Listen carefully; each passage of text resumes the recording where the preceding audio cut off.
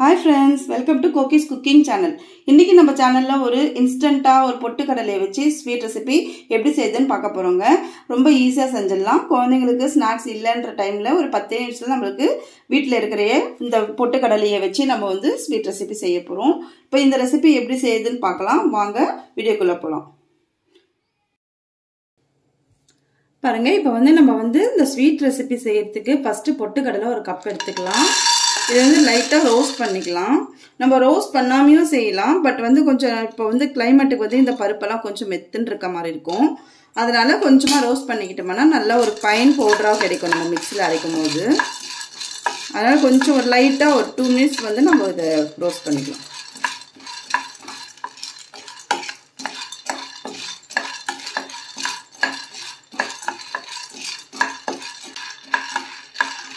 இப்போ பாருங்க, இது வந்து ஒரு நிமிஷம் இல்லை 2 நிமிஷம் வந்து மிதமான தீயில நம்ம வறுத்துக்கணும். ரொம்ப ரோஸ்ட் பண்ணணும்னு அவசியம் இல்லை. நல்லா சூடாக இருந்தால் போதும். அந்த அளவுக்கு நம்ம ரோஸ்ட் பண்ணிக்கணும். இப்போ இதை ஆஃப் பண்ணிட்டு நம்ம மிக்சி ஜாருக்கு மாற்றிக்கலாம். இப்போ பாருங்க, நம்ம ஒரு மிக்சி ஜார் எடுத்திருக்கேன். இப்போ அதை வந்து வறுத்து வச்ச பொட்டுக்கடலை வந்து நம்ம இந்த மிக்சி ஜாரில் சேர்த்துக்கலாம். நான் வந்து முழு பொட்டுக்கடலை தான் எடுத்திருக்கேன். நீங்கள் வந்து இது ஃபுல்லாக இருக்கணும்னு அவசியம் இல்லை. நீங்கள் இது நம்ம உடச்ச பொட்டுக்கடலைன்னு வரும்ல, இந்த சைஸில் இருக்கும், அந்த மாதிரியும் நீங்கள் எடுத்துக்கலாம். இப்போ இது ஃபுல்லாக இதில் சேர்த்துடலாம். இப்போ இது வந்து அரைச்சி எடுத்துகிட்டு வந்துடுறேன். அரைச்சிட்டு பின்னாடி பார்க்கலாம். இப்போ பாருங்கள், இப்போ மிக்சி ஜாரில் வந்து நம்ம அரைச்சி எடுத்துகிட்டு வந்துட்டோம். நல்லா நைஸாக அரைச்சி எடுத்துகிட்டு வந்திருக்கேன். இந்த அளவுக்கு இருக்கணும். இப்போ இது வேறு பவுலில் மாற்றிக்கலாம்.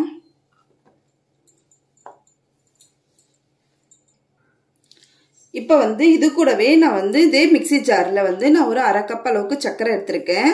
அதையும் பொடி பண்ணி எடுத்துகிட்டு வந்துடலாம். இது பொடி பண்ணி சேர்த்தா தான் நல்லாயிருக்கும். இப்போ அது பொடி பண்ணிட்டு வந்துட்டு எப்படி இருக்குன்னு பார்க்கலாம். இப்போ பாருங்க, நம்ம சர்க்கரையும் நல்லா வந்து பொடியாக்கியாச்சு. இப்போ இதையும் வந்து நம்ம இது கூடவே சேர்த்துட போகிறோம்.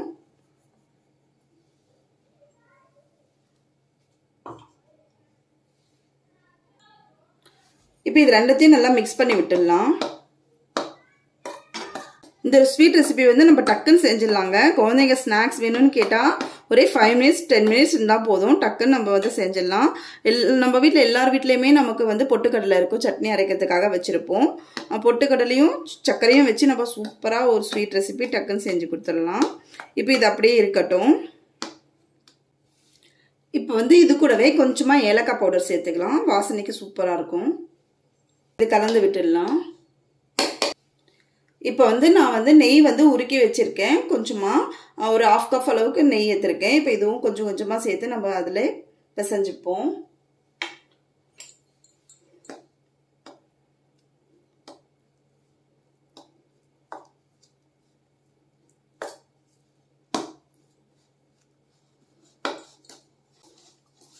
இப்போ வந்து இந்த மாதிரி எல்லாமே கை வச்சே நம்ம கலக்கி விட்டுக்கலாம். அப்போ தான் எல்லா பக்கமும் நல்லா ஸ்ப்ரெட் ஆகும் நெய்யும்.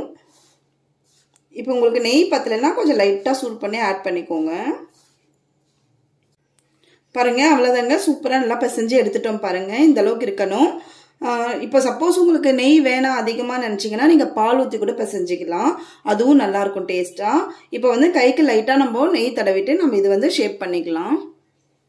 இப்போ இது கொஞ்சமாக நம்மளுக்கு தேவையான அளவுக்கு நம்ம எடுத்துக்கலாம்.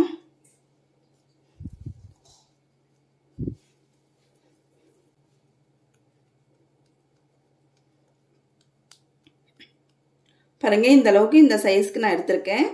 இப்போ வந்து இதுக்கு நடுவில் வந்து லைட்டாக ஒரு ப்ரெஸ் கொடுப்போம். இந்த அளவுக்கு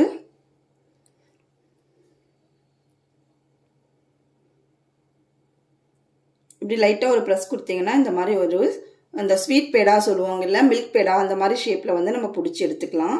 இது வந்து ஒரு இன்ஸ்டன்ட் ஸ்வீட் பேடா ரெசிபின்னு கூட சொல்லலாம். இப்போ இதே மாதிரி எல்லாமே நம்ம பிடிச்சிட்டு எப்படி இருக்குன்னு பார்க்கலாம்.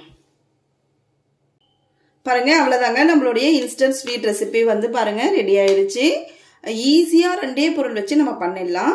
இப்போ இதுக்கு மேலே வந்து கொஞ்சமாக நான் டெக்கரேஷனுக்காக கொஞ்சமாக பிஸ்தா வந்து கட் பண்ணி வச்சுருக்கேன்.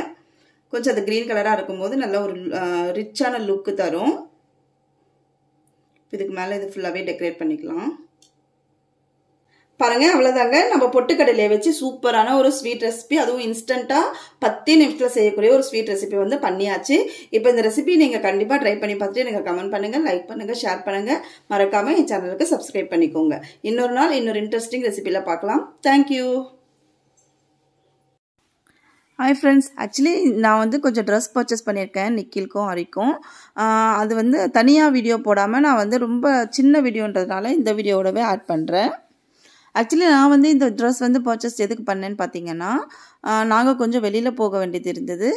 அது மட்டும் இல்லாமல் எங்கள் ஹரி வந்து ஸ்கூலில் வந்து கிறிஸ்மஸ் செலிப்ரேஷனுக்கு மியூசிக்கில் இருக்கிறதுனால அவனுக்கு ஒரு பிளாக் பேண்ட்டும் ஒயிட் ஷர்ட்டும் எடுக்கணும் அப்படின்னு சொல்லியிருந்தான்.